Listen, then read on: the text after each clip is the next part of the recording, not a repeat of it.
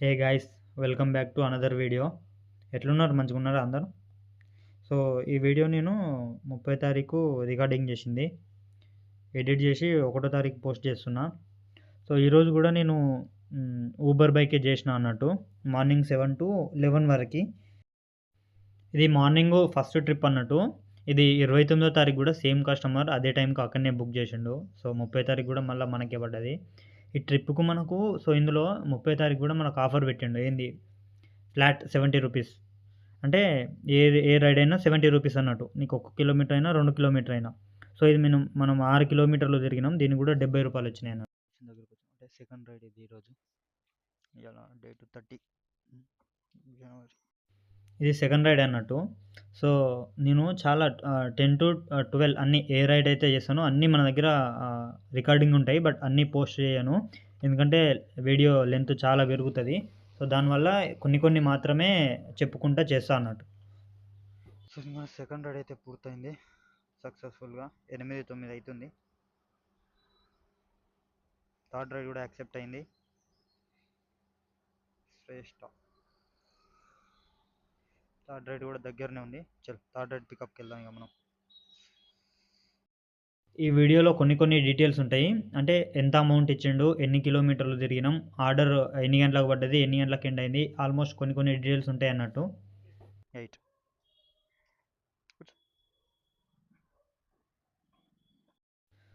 నేను 7-11 వరకు చేస్తాను కాబట్టి నేను 60-70 కిలోమీటర్ల మధ్యలో తిరుగుతా. నాకు 500-600 మధ్యలో అయితే ఏం ఆఫర్ పెట్టకపోతే. ఓకే.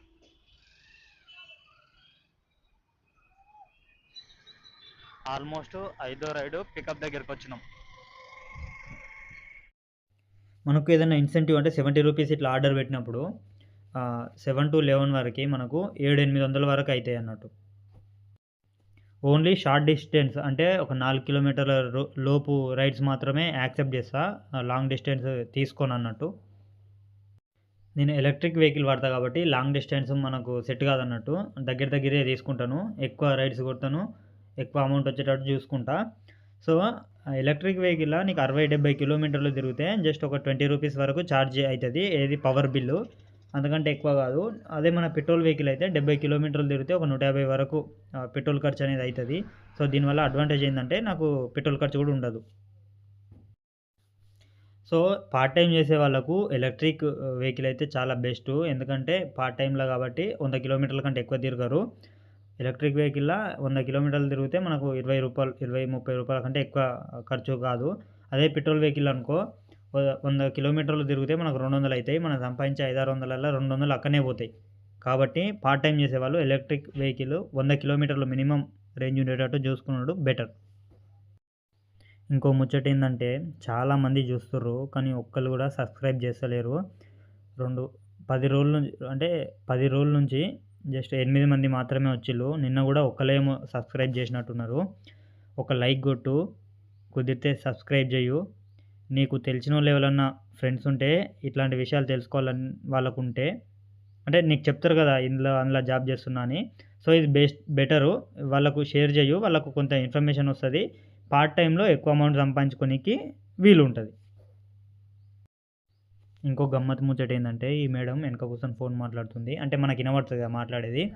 సో, అవతల వాళ్ళు ఏం అడిగిల్లో ఏమో తెలవదు గానీ మేడం అన్నది, "నేనైతే ఖాళీగానే ఉన్నా.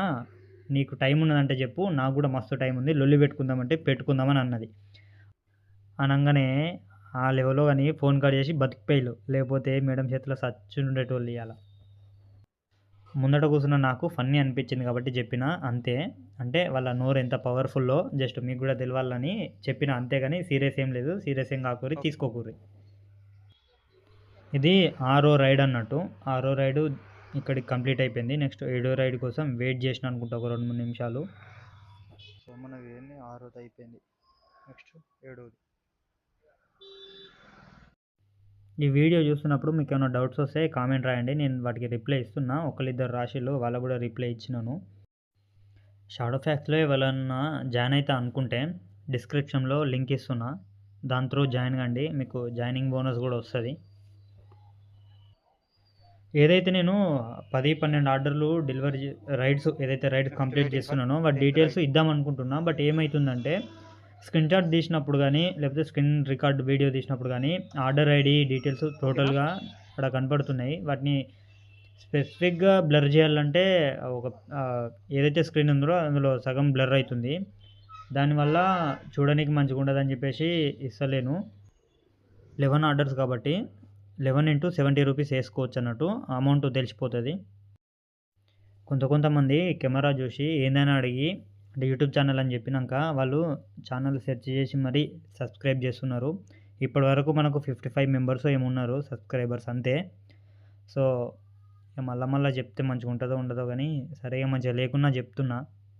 జర సబ్స్క్రైబ్ జెయ్యరాదు. ఒక లైక్ గూడా గొట్టు జర మరి. తెలుసు.